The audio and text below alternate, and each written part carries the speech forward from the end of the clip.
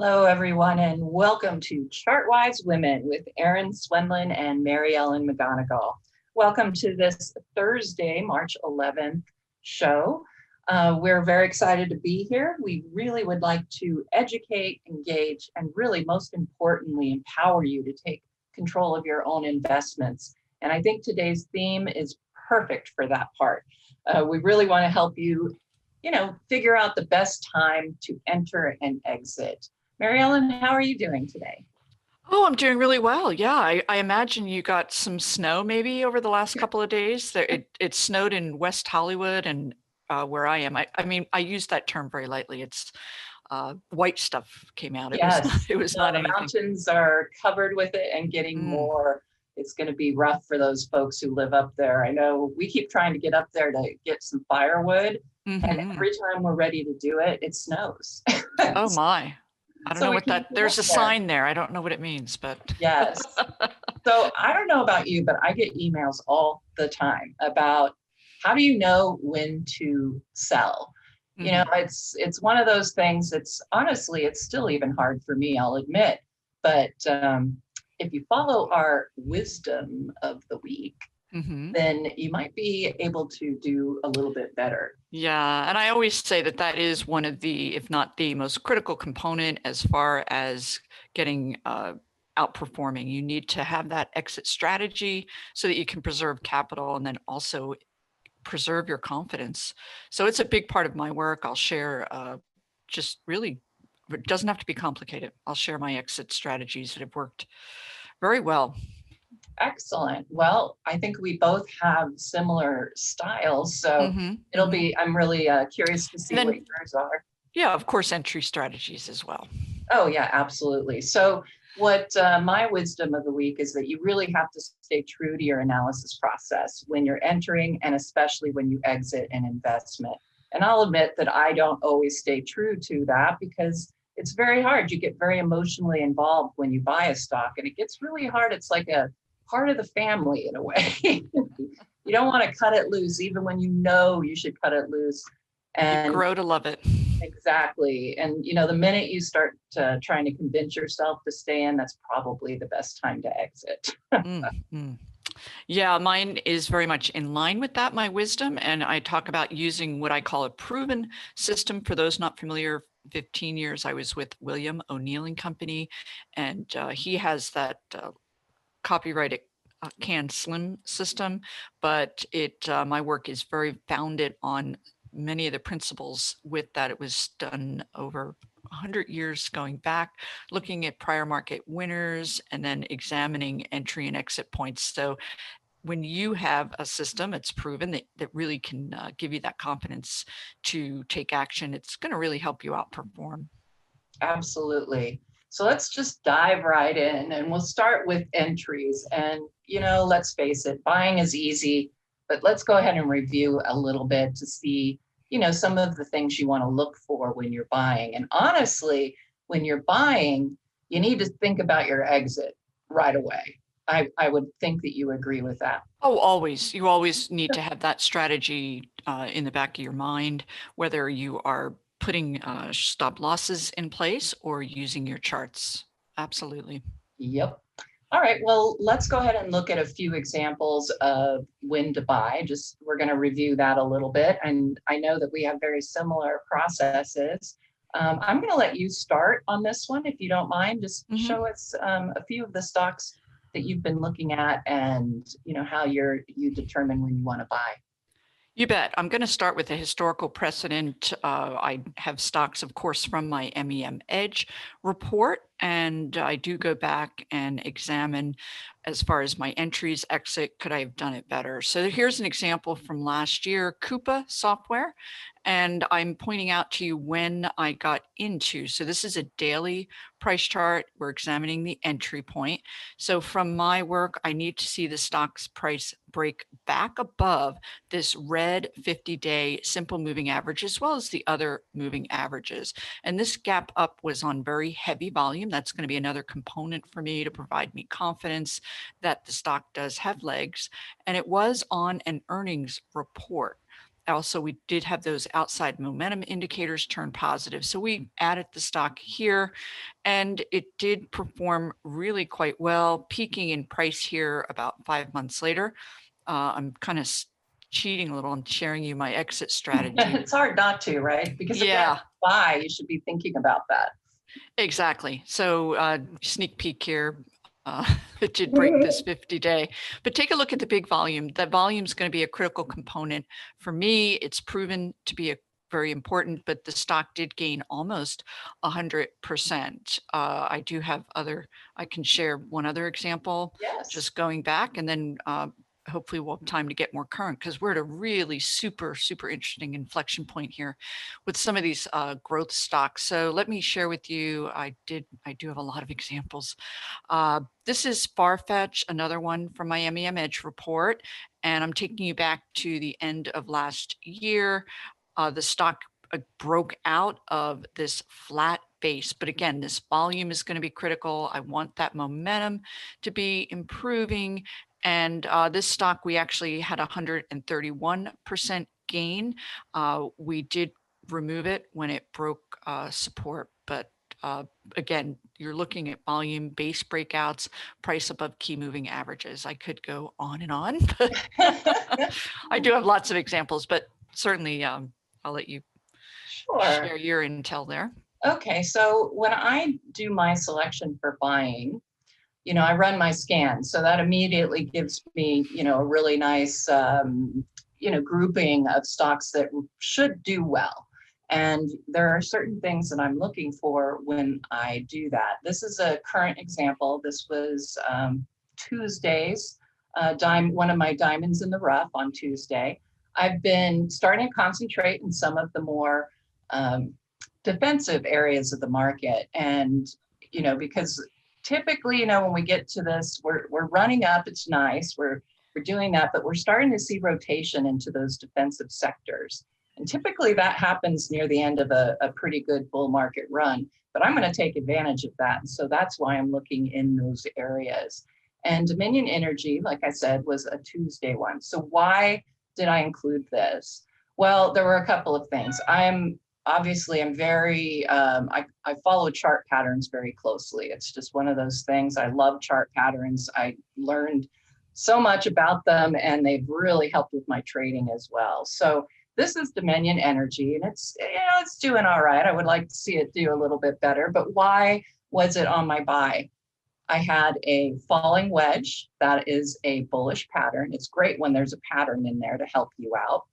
We had a 5-day EMA cross above the 20-day EMA. That tells you that there's some very good short-term strength. I'm looking for a positive RSI, usually one that's just gotten positive. That is my choice. And also seeing new PMO buy signals or just starting to see it turning up and seeing the RSI getting positive. Those are the kind of things that I'm looking for when I buy. So, I'm a momentum trader. So it's highly unlikely you're going to see a diamond where we've got momentum turning down or where it is going down because, with my PMO, it's pretty accurate on timing, buying and sell points. But, it's important to keep an eye on momentum. And I'm just not interested in trying to catch those falling knives, if you will. And I know there are a lot of them out there right now where, some of the areas have been really beat down and the momentum hasn't shifted yet to the upside, but we're starting to see that, for example, on some of the solar stocks. In fact, I will pull up TAN. I no longer own my solar stocks. It got hit pretty hard. I'm looking for re-entry. Some of them were down 50%. So I actually stuck with mine. So I felt the pain a little there. I looked the other way, but they're close to parity, the names that I Right. And this is one of those times where I didn't really follow my strategy on exiting. I really hung out with it for, honestly, I think too long. But now we're starting to see bounces off of some key moving averages, the 200-day EMA, for example. And now we're starting to see that momentum starting to tick back up, pointing upward. It's kind of back here, you can see in that thumbnail where it decelerated, but it never actually turned up. And now we're finally getting a PMO bottom on some of these solar stocks. So now they're back on my radar and probably will be back in my portfolio very soon. So those are some of my buying strategies for entry. But again, like I said, I think entering a stock is usually easier. It's kind of exciting. Leaving them is a lot harder. We'll talk a little bit more about timing our exits when we get back from break, so stay tuned. I have to say it is my honor and privilege to host a show with my father. I was so excited that I was able to talk him into joining the show, and now he loves it. The insight I get from him, even offline, is wonderful, but to be able to share that with everybody else so they can see just the experience. And really, I just have been so fortunate in growing up with him and having him help me learn. And I think it's great for other people to have that opportunity to learn from him as well.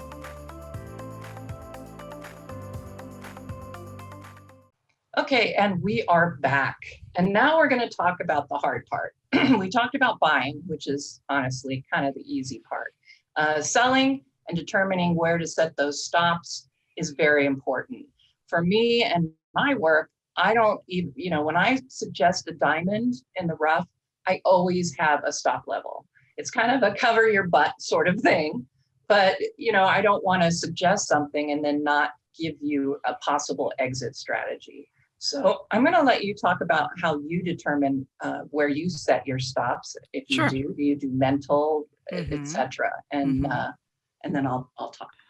You bet. Yeah. So one of the principles for those that are subscribers to my MEM Edge report or not, but I will share that an 8% stop loss from your purchase price is what I consider to be very prudent and kind of necessary. You don't want to set that stop too short.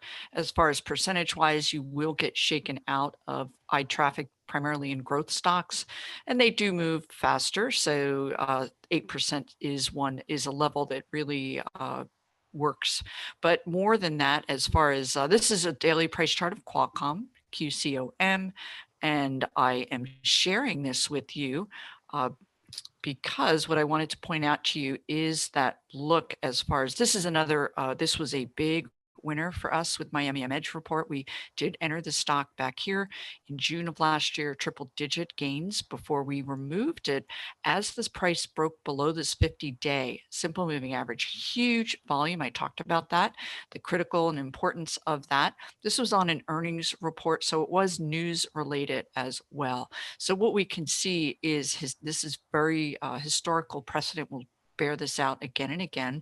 If your stock breaks below this key area of support, those moving averages that at one time were acting as support, they now become resistance. So we can see Qualcomm dropped rather significantly. And this is what Erin was talking about with the solar. We are seeing some downtrend reversals beginning to shape up very nicely. Qualcomm would not be my first pick. I have other semis that are on my watch list. I'll be sharing them with subscribers today as we add them. But let's take a look at another example of a, as far as getting out of a stock as it breaks down. Costco. So I'm sharing examples, not the prettiest of charts, but again, Costco, this was another big winner for us because during that lockdown period, people were not only going to Costco, they were loading up. Sales were doing fantastically, but we did remove it when it broke below this 50-day here on very big volume. Now, you may note that it did break below here at this juncture. There are periodic stocks, bigger names that we will give a little more rope to only if historically they've been able to break below and rebound. We gave it that shot, it came back, but then this break, we just could not ignore the volume dynamics and then also the outside momentum indicators turning negative here. And again, that same concept where at one time it was support, now it is resistance, and you can see how much capital we were able to preserve because we can also see how significant this drop is. I wish we had time, Erin, we could talk about this capitulation here, but enough. That is a lot there. So, Right. Erin? Yeah, capitulation. I think we did cover something about that in some previous shows. So you might want to take a peek in the archives for that. Yes. So let me share, I'm going to share, we talked solar and I said that I was out and now I'm considering getting back in. But this will help you to determine some stop levels. So first of all, when you get the high sign to get in, right? That was right back here. I think that I was talking about solar back in July and August. And so it was really a great run. But when we got this double top, that was the issue there, right? And you're supposed to expect a breakdown about the size of the pattern.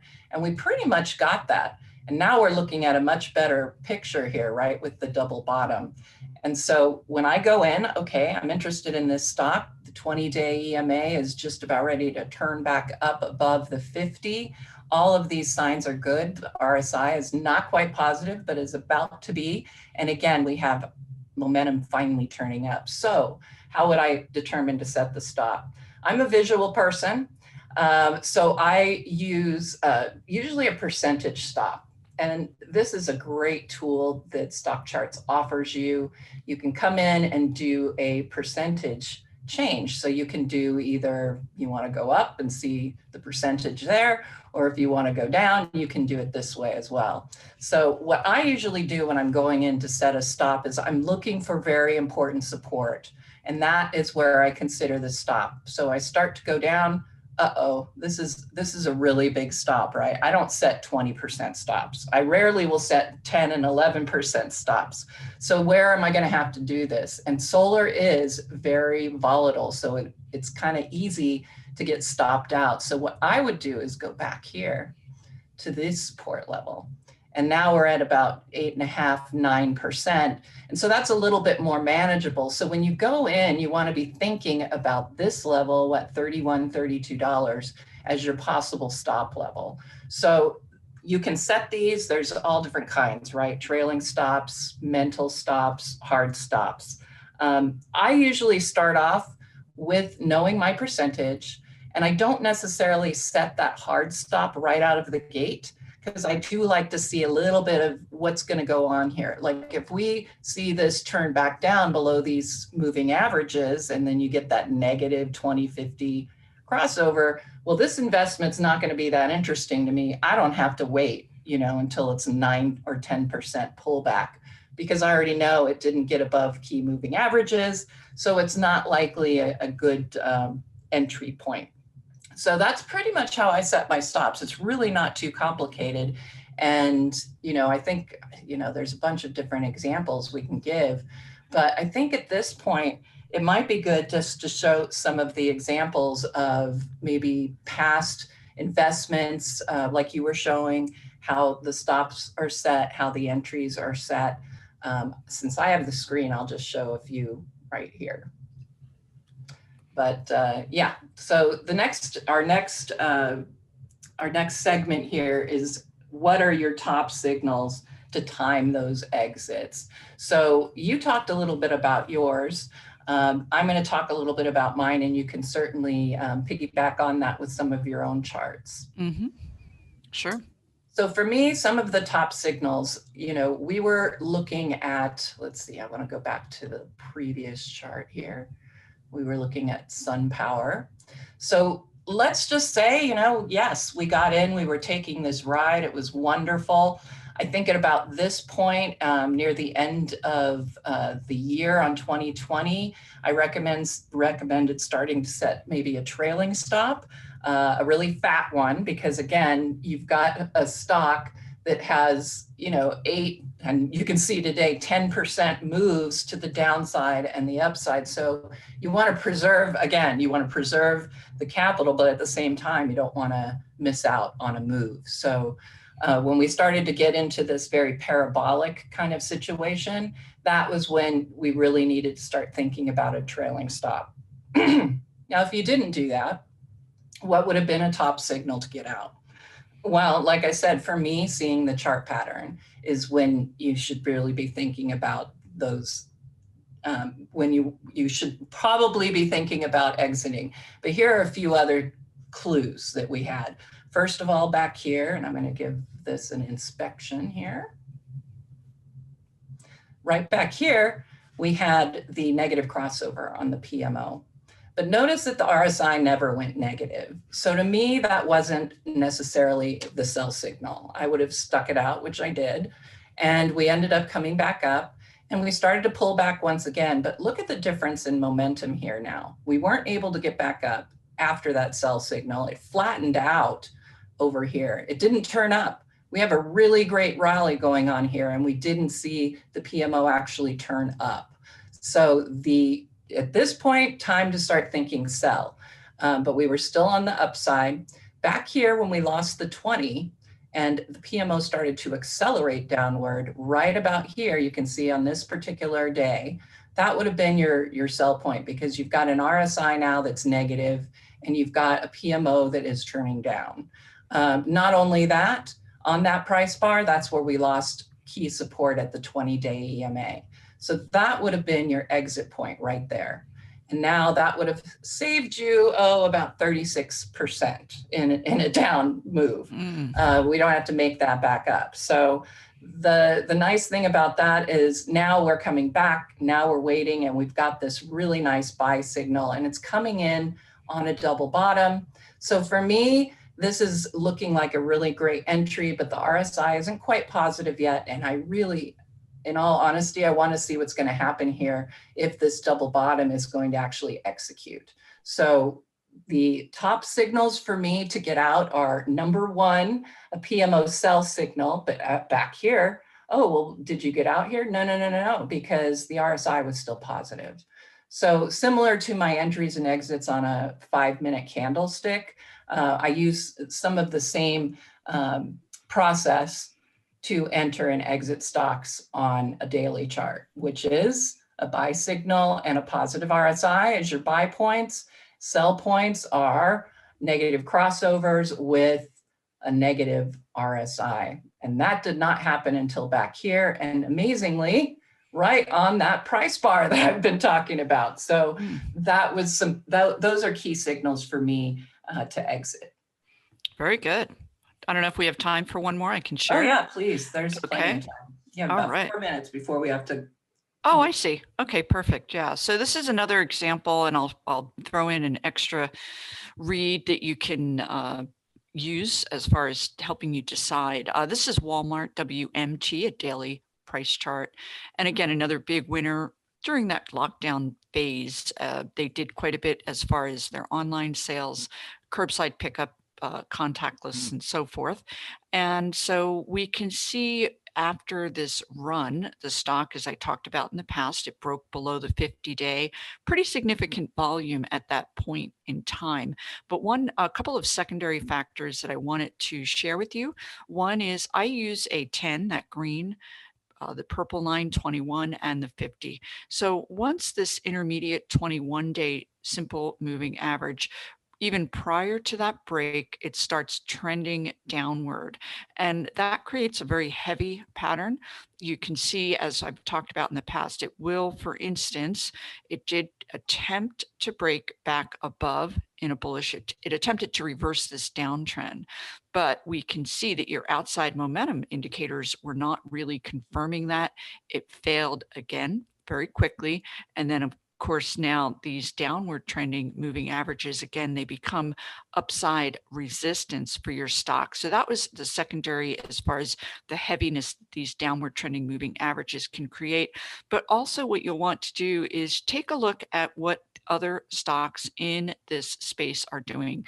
This is Walmart. We can talk, I did already show Costco, but you want to get a feel for what is happening around your stock. How are those other big box retailers faring? And that can also be a nice piece to your puzzle, because if those peer stocks are also coming under heavy distribution, you can see that the group is out of favor.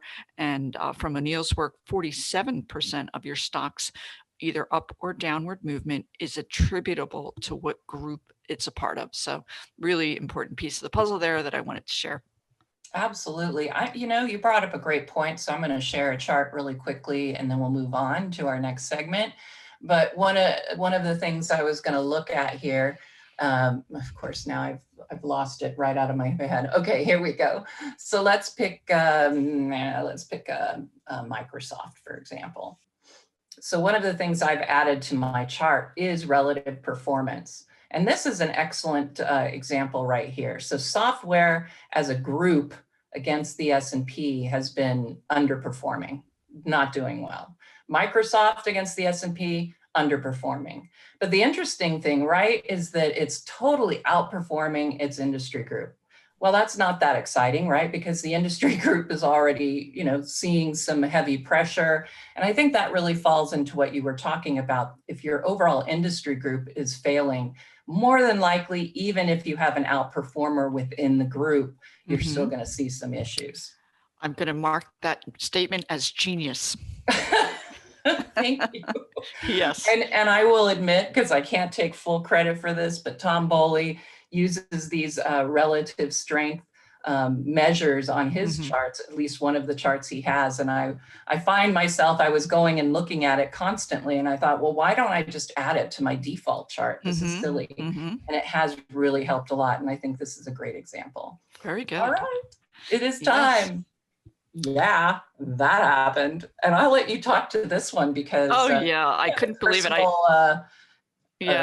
I saw the headline, and it's all about locals trying to save businesses in their community. In this case, it's a Mexican restaurant, and a Hollywood stuntman soaked in this particular restaurant's bean dip for 24 hours to help save the restaurant. And I submitted this as a possible headline, and lo and behold, I realized this is the restaurant that's right down the street from me. And and I'm telling you, that bean dip is just exceptional. My family and I have been going there for years, so I hope his stunt works. So from here, we can then go ahead and take a look at some restaurant stocks. I'll share one here, and hopefully I'll give you a few names that I've found too. See what you think.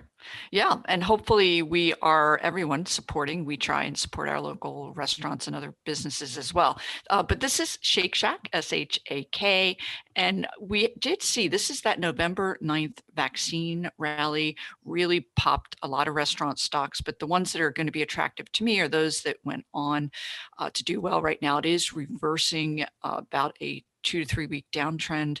And we can see the momentum indicators just poised to turn positive. So we all love our milkshakes and burgers. Erin, yes, you had a stock?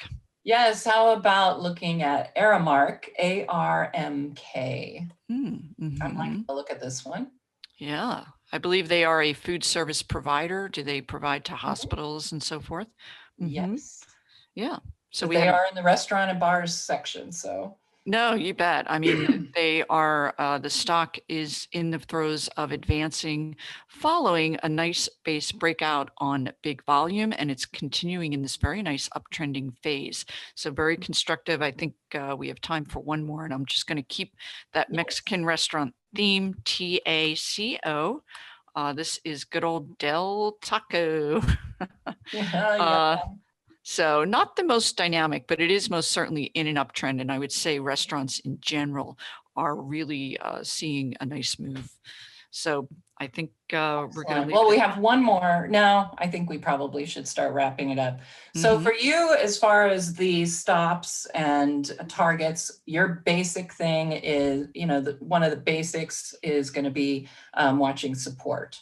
And as far as the EMAs. So I think that's a great concept to think about. And I talked a lot about momentum and using the RSI. But that's all we have time for today. And we're really glad you joined us. And we hope you have very good luck in your trading. In fact, happy trading. Hey guys, Dave Keller here with StockCharts.com. Thanks so much for watching our video. If you enjoyed it, and we hope you did, hit the like button right below. Also, we have so much new content every day. Consider subscribing to the channel. Just hit the subscribe button in the video or right below. Thanks for watching. Stay safe. Have a fantastic day.